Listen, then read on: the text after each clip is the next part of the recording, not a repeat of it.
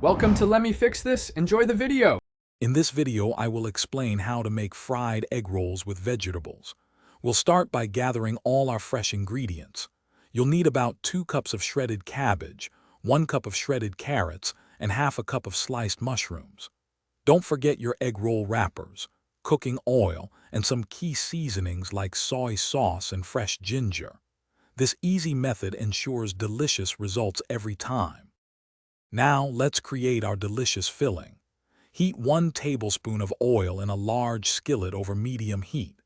Add minced garlic and fresh ginger, cooking for about 30 seconds until fragrant. Then, toss in your prepared vegetables, stirring frequently for about 5 minutes until they are tender crisp. Finish by stirring in 2 tablespoons of soy sauce and a pinch of black pepper for a savory taste. Rolling egg rolls is simpler than you might think. Lay a wrapper with a corner pointing towards you. Place about 1/4 cup of the cooled vegetable filling just below the center. Fold the bottom corner over the filling, then fold in the left and right sides.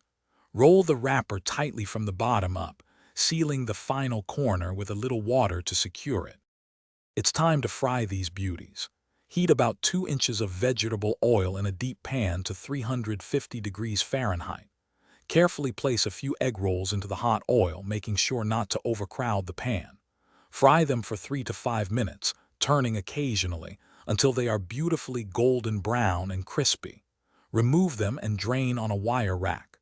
Serve immediately with your favorite dipping sauce.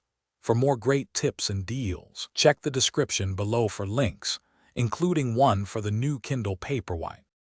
Thanks for watching. If you found this helpful, don't forget to like and subscribe.